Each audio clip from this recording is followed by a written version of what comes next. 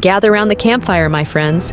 Let me tell you the chilling tale of what happened in the quiet town of Ashland, Oregon, not too long ago. Our tale starts with a young woman named Elizabeth Griffith. By all accounts, she seemed normal enough, but she suffered from slight mental disabilities that left her vulnerable.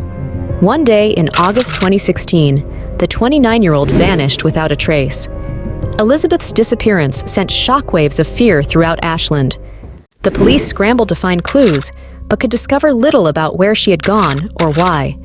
With almost no leads, her case quickly went cold. Not long after, another Ashland woman was reported missing, a mother of two named Stacy Stanley, well loved by her family and friends. But Stacy unfortunately struggled with addiction issues in the past. So when the 43-year-old disappeared, the authorities showed little interest in the case, assuming she had relapsed. Only Stacy's sister refused to give up the search. She knew in her heart that something sinister was afoot. Her instincts would prove correct in the most horrible way. Listen closely to what happened next.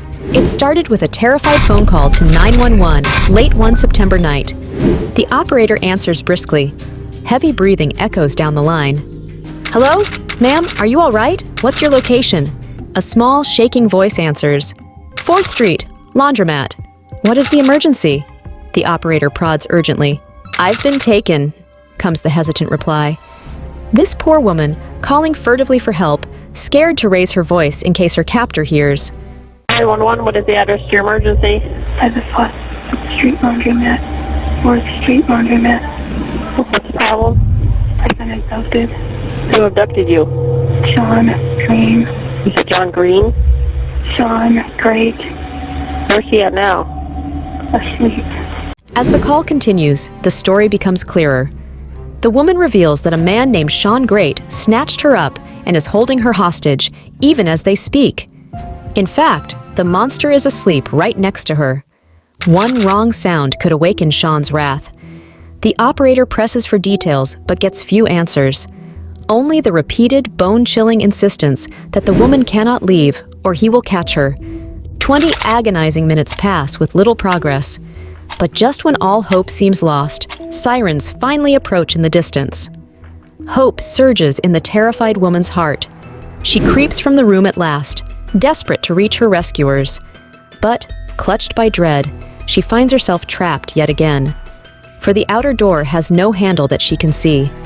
The police shout to her from just outside, but cannot find a way in. Finally spotting the poor woman through a window, the officers find a way inside at last as they race to free her from Sean's vile clutches. As the police swept through the house, a nightmare slowly emerged. In the basement lay a woman's body, discarded callously beneath the trash. She was identified as the missing Stacy Stanley. The police had cruelly ignored her family's pleas for help, assuming the recovering addict had slipped back to old ways. But now, the horrible truth stared them in the face. Venturing deeper inside, investigators uncovered fresh terrors. In a bedroom closet, tightly bound in duct tape, was another victim, nude, hogtied, and dead.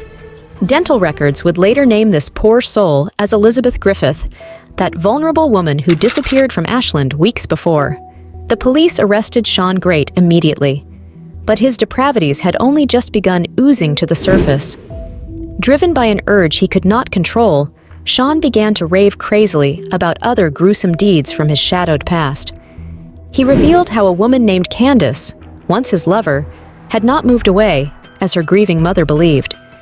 Sean had murdered the young woman and secretly buried her remains months prior. He also led police to a scattered pile of bones in a nearby field. These shards of skeleton were all that remained of Rebecca Leasy, a struggling woman who disappeared the February before.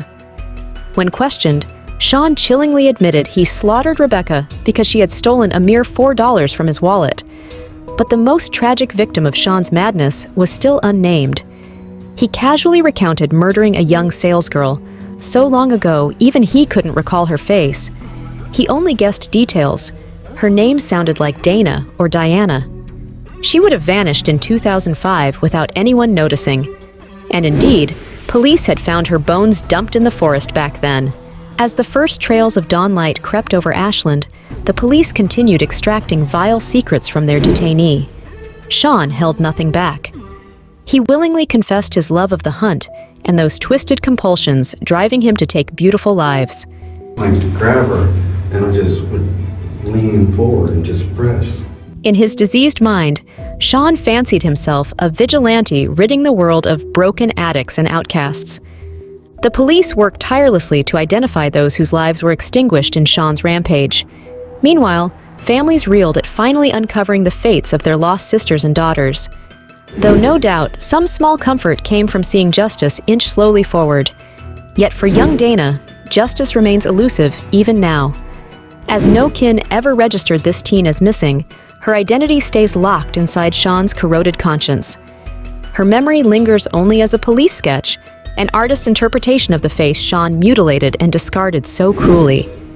We may never uncover Dana's true name, but perhaps remembering her story can help restore some humanity stolen by her killer. Though Sean freely admitted his gruesome crimes, don't assume that this monster got what he deserved. Yeah, we ended up having sex. Against her will? Well, it ended up she didn't like it and she was really beating herself up about it. The sex part. So. Shockingly, years later, justice still eludes most of his victims. As of today, Sean only stands convicted of murdering Stacy and Elizabeth. He is currently serving 2 consecutive life sentences without parole for these offenses. However, confounding legal technicalities have left Sean uncharged in the other deaths he so clearly confessed to.